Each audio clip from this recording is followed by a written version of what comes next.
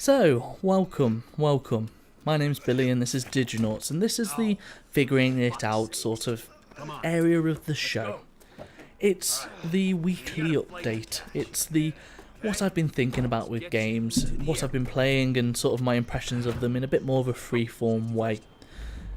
I've so far done this once and I've done it with a live commentary over a video game, but I'm going to try and do it actually non-live this time. I'm going to do the talkie and the play in separate sections and see how that goes and see how that works. But I want to use this sort of time to vocalise some thoughts and sort of work through it as live as this can be.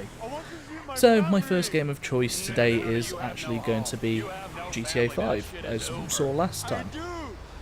Now, I previously discussed how sort of GTA, I wanted to look into how it uses its sort of darker scenes and darker moments, and what I sort of thought of. Basically the core concept is, what did I sort of think of it coming on, I think, is it 5 years since that game come out? I played it quite heavily and really enjoyed it at the time of release, but I've sort of grown up quite a lot since then. I've played a lot more video games, become a lot more interested in them as a medium, and sort of wanted to go back and actually see how it held up and my impressions to today. I've played quite a lot of it now, I've got quite far into it, I'm probably around halfway through, and that meant I actually did the torture mission very recently, which is something I wanted to work through, because I know it's something that probably caused quite a bit of controversy at the time. You know, I haven't actually looked, but that's probably going to be a part of the research that I'm going to do before I do a deeper dive into the entire game. But I can imagine that sort of scene caused quite a lot of controversy with sort of how the media treats games, and also how some people interact with games. And I can see why in some aspects. You know, it's interactive torture. You are physically pulling teeth out of a dude, you know, shocking him and various other things. It's pretty brutal. And that side I just didn't find affecting at all, which I actually considered to a great detriment for the game. So consider this. If you're going to put a scene of heavy torture, to me that needs to say something. It needs to be with purpose. You know, I'm not against gore or violence in games or any other media, but I feel like it serves a purpose. It has a dramatic intent to it. You know, it builds something up and really pushes sort of the boundaries of the reader or the player. And for me, I was just playing through it and sort of kind of bored. I felt it a bit grotesque, but for no reason. It didn't say torture was bad. In fact, he actually did say torture was bad, but he did it after doing it happily, which I know is kind of Trevor's character, and that would be the next aspect I'll get on, to be honest, is Trevor, but that's a separate thing. But the mission, you succeeded, or you appear to succeed in doing what you meant to do through the process of torture, something that's quite a contentious issue, and it says nothing about it. All it does is say, hey, look how violent we're being, look how disruptive we're being, and I just think it could be used in a better way. But I suppose that brings us neatly onto Trevor as a character. I'm not sure, well no, I'm very sure where I stand. I'm still working through the torture thing, but with Trevor I'm very sure where I stand on him. I think he's a bit of a shit character, to be honest. I know he's meant to be sort of this embodiment of the player. He's meant to be this sort of, you know, a typical GTA player. You look at any of the older Grand Theft Auto games, and that's sort of the character that you may have played at times. You know, I remember sitting there playing GTA 3, typing in cheat codes and just massacring policeman after policeman after policeman, which, yeah, that's kind of Trevor, that's kind of his shtick, you know, it's kind of who he is. But instead of allowing me to do that in the game, I just found him off-putting. So instead of encouraging a type of gameplay that you might have seen sort of counter to the character, so say a Michael, you don't, you know, he's going to go on a heist, but he ain't going to just mass murder people, neither is Franklin, to be honest. But that's where Trevor comes in, that's sort of what he allows you to do without breaking those story boundaries. But because they were trying to play up to a character of him being like that, he now comes into the story and is acting like that, and you find yourself just being a bit thrown off by him, a bit put off, to be honest. I know he's meant to be off-putting, and he succeeds in that. But then he doesn't do anything else. He just constantly is aggressive, and he seems to be there as sort of more of a plot creator than anything else. You know, sort of Michael and Franklin, everything is going okay apart from the FIB, which is actually one of the more interesting aspects of the story, until Trevor comes along. And if I remember rightly, it's him who fucks everything up for them, and it's him who sort of destroys what they've got going on, and actually makes everything a whole lot worse. And he seems to be a primary sort of candidate for that, without actually ever saying anything along the way, anything worth listening to anyway. And he has these rampage missions, and I don't really get the point in them. Yeah, you get to just absolutely violently murder loads of people, but is this meant to be like a delusion? Or is he actually doing this? I know the world's kind of exaggerated, but he seems to be the most exaggerated aspect of it. So if you sort of think about GTA, it has exaggerated characters, it has an exaggerated story, but the world's not. The world's actually incredibly well made, incredibly thoughtfully made, beautiful in places. You know, the night sky looking over the city is fantastic, and actually one of the aspects of the game I love to this day, and is the moments that have actually caught me sort of chilling out in the city and taking it in, and it feels like being in a city in places. You know, I got into the back of a cab, and instead of just fast forwarding, I just sort of chilled there and just sort of took in the city around me as I would visiting a real life place. I remember driving past a bus and just looking into the bus, and there were several people sat there. It felt like some were on their phone, you know, sort of just chilling from their sort of where they got onto the bus to their destination. And that's... the game does this super well. And then you just get Trevor in the middle of it all just being a giant arse. And it just is a contrast against what I feel like the game does well, to what the game sort of feels like it should be, because that's the kind of things it's encouraged in the past. I'm not saying I want GTA to go super serious, I don't. Or do I, actually? And this is the brilliance of this sort of thing, it allows me to talk these things out and figure it out. But I might actually want GTA to go a bit more serious, because you look at Red Dead Redemption. Now, that game might have had silly characters in places, but the story and the world were a lot more serious to what I remember. Now, I could be getting this completely wrong. The last time I played that game was a long time ago. But it seemed to have a bit more reverence for all this sort of stuff, and knew it was a pulpy sort of film, but never pushed those boundaries too far, whereas I'm kind of finding those boundaries pushed in GTA. Another important note, which I think I talked about in the last video, I'm playing it all in first person, which is actually well worth doing. You know, the detail in that city is fucking phenomenal, it's incredible, and it really enjoyable part of that game. I'm not sure, I'm doing, as I say, that this is for a part of the channel that I've not actually really brought around yet. It's for a deep dive. It's sort of like a deep analysis, and I'm not sure how to format it yet. I'm not sure if it's just going to be a blow by blow, or sort of diving into aspects and using that to interlink together. I've not quite got to that stage yet, but it's sort of something I want to do. It's something I quite enjoy watching videos on YouTube about, is sort of deeper dives into video games, and it's also something I can stick in an hour here, an hour there. Now, a aspect of GTA that can't really be ignored is GTA Online, and it's something I have hardly any experience with. It's not something I've ever really played, it's not something I've ever really engaged with. I think I've probably put maybe 2-3 hours into it max, and with how important that probably is to the GTA series, and probably how changing it's going to be to the GTA series from now on in, I think it's probably worth having a look at it. But how much time do I need to put into such a massive thing to get sort of an opinion on it that's of value? You know, I sort of see GTA going out from here, and sorry, cut in there. I sort of see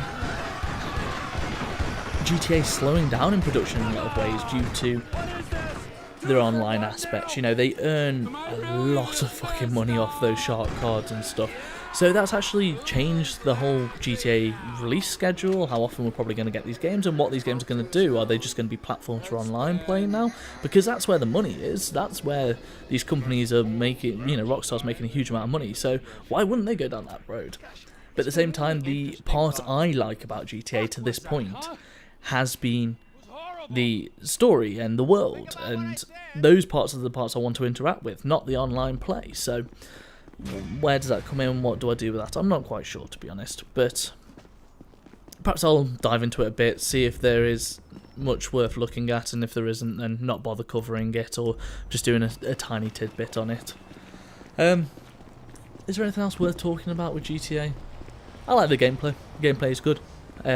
It's better than the old ones, and hopefully Red Dead 2 is better than this. I like the abilities. You know, there was a cool moment where I sort of went round the corner and popped 3 people in the head because I sort of knew what it was going to be. You know, when a pedestrian goes, help me, and you just sort of follow them around the corner.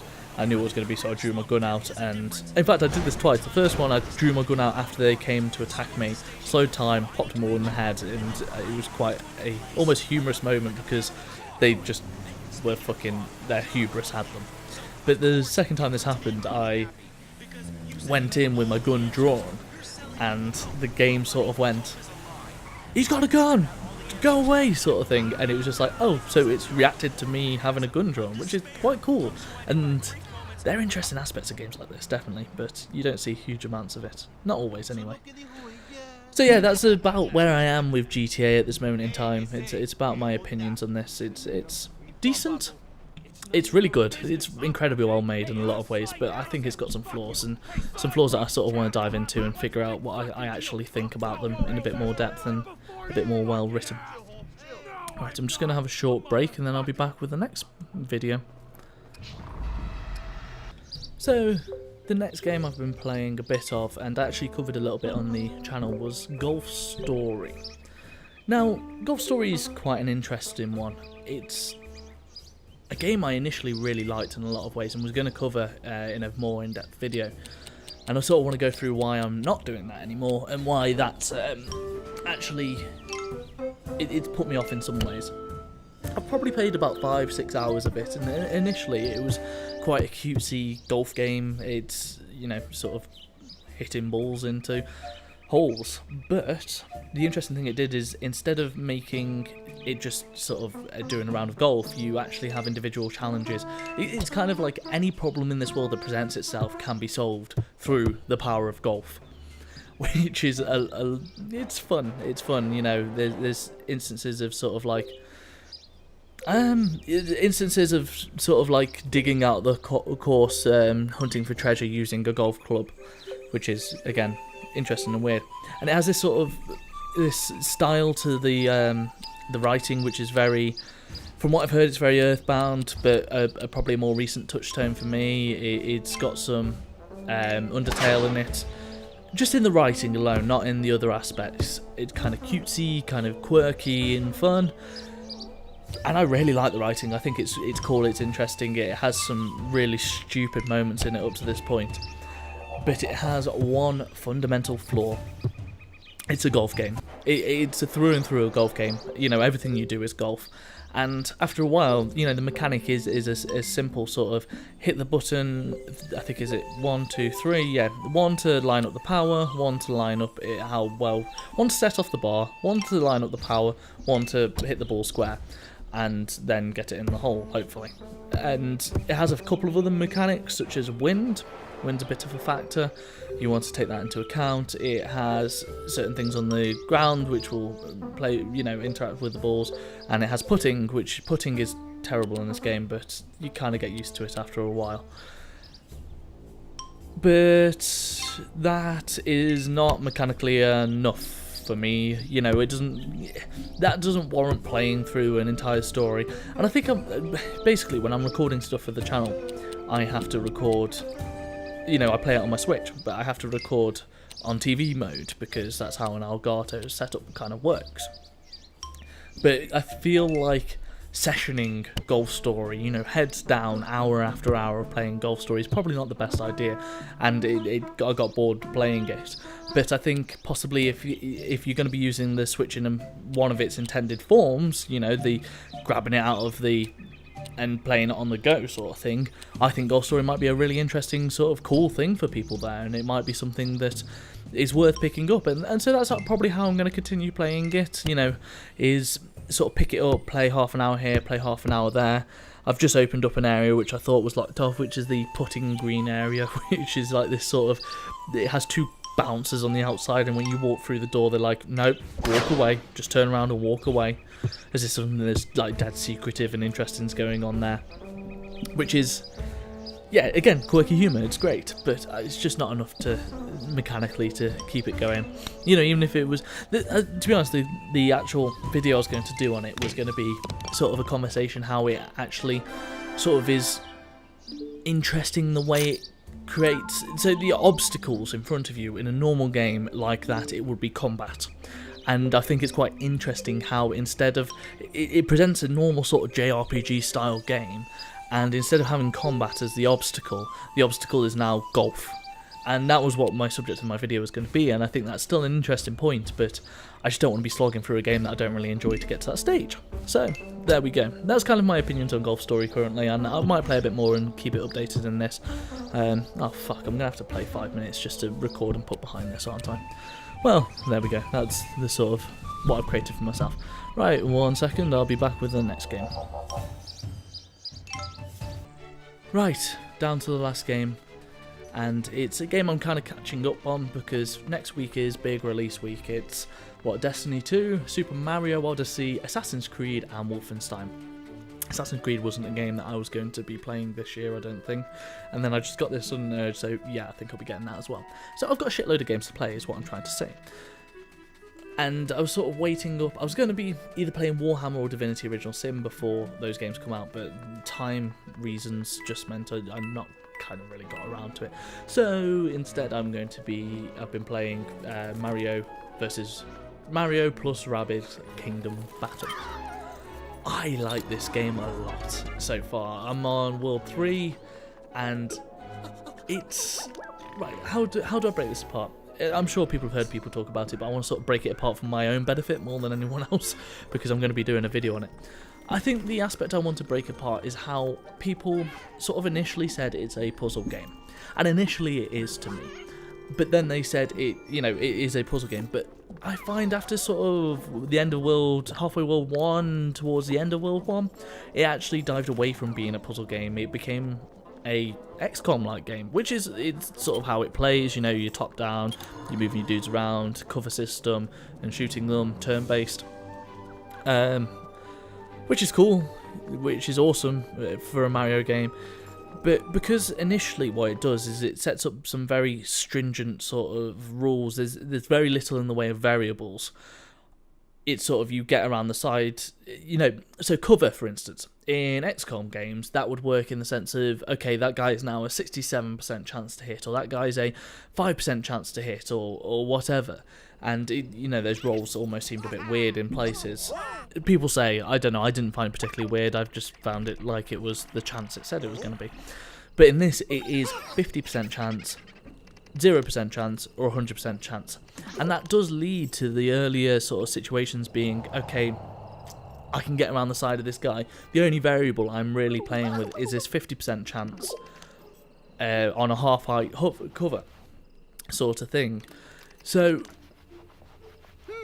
with that being the only variable you're playing with, there's probably one solution to most of the fights early on. There's one way of doing it, especially because you only have your small party, you only have your 3 people, you don't have any additional weapons, you don't have the special effects on weapons, and you don't have skill unlocks either at the beginning.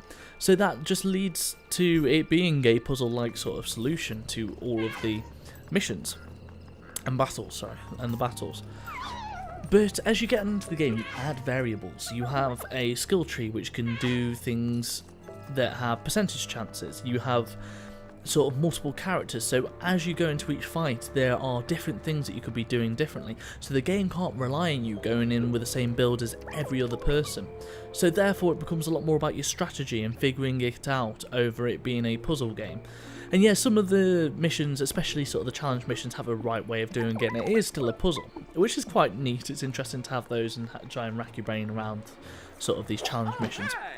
Basically, as you finish a world, you can go back through and play through a series of battles that are just challenge battles that are, as I say, more puzzly in places. But as I say, because you're adding these variables up and having sort of crit chances and extended moveset and upgrades that can do certain things and upgrades on guns, like I've got Rabid Luigi, which just saying that sentence feels weird. But I've got Rabbid Luigi and his gun's currently got Vampire on it, so instead of actually having a healing character in my party, I have him. I hit someone who's big with a Vampire, hope for the crit, or I can run into them, but hope for the crit, and that sets Vampire on them, and then everyone else can shoot and get healing off that person. With the more damage they do, the more healing they get, which actually creates a much more offensive team. Which, compared to having someone like Rabbid Peach, who has a healing ability, which makes it more defensive because you want to stay as a tight-knit team. You're more sort of focused on that sort of thing. So that to me then says, you know, it is a lot more puzzle-based. 1 second. I realise I just said puzzle-based, not puzzle-based. Makes it a lot more sort of strategy-based, you know, figuring out how to play. I've just unlocked Peach, who is a fucking badass in this game so far, who wields a shotgun, which is fantastic. But she's got, as I say, a shotgun, so that's got spread. The closer you are to enemies, the more damage you're doing. So with these, as I say, variables, it becomes a lot less about puzzle-like elements. I wouldn't mind just talking for a second as well about sort of the theme of the game, because it's something that I thought I was going to hate when it got announced, but it's super weird just seeing the combination of these things. And it puts Mario into a really weird light, because you notice more and more Mario is just kind of personalityless. He's just kind of like a vessel for adventure, which I think I've heard someone else say, but I tend to agree. And the Rabbids are actually brilliant. Not brilliant, but they could have been quite saccharine. Not necessarily saccharine, but it could have been quite annoying. They could have been quite... You could have sat there and gone, oh, fuck's sake, could you just fuck off already? But instead you actually... I'm not laughed out loud, but I've had a grin on my face for certain sections. You know, there's just a right amount of injection of quirkiness and weirdness and, dare I say it, minions.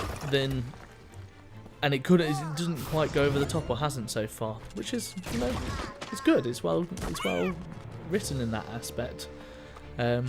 Yeah, I so far enjoyed the game, and I'm looking forward to play through the full game, and hopefully my video on the game not being a puzzle game should be out in sort of a week or so, maybe 2 weeks, I don't know. I'm still trying to figure out this whole time thing, you know, how long these things actually take me to do. So hopefully I'll be more accurate with them in the future. But yeah, that's it for me. That's it for what I've been kind of up to on this channel. I've been playing other games, but I'm trying to keep this to 2 or 3 games. So, you know, I can only figure out so much at one time. So yeah, that's it. My name has been Billy. I thank you for watching if you have. If you want to see more updates, then I will be doing this once a week, hopefully. My main videos will be released as and when. This will be the only regular thing. I'm going to do the rest of the stuff as and when. But yeah, if you want to see my ramblings on Twitter, I think it's at Diginauts Show. I think I've got a Facebook group going, but that's kind of in the way at the moment. But yeah, my name's been Billy. Thank you for watching. Peace.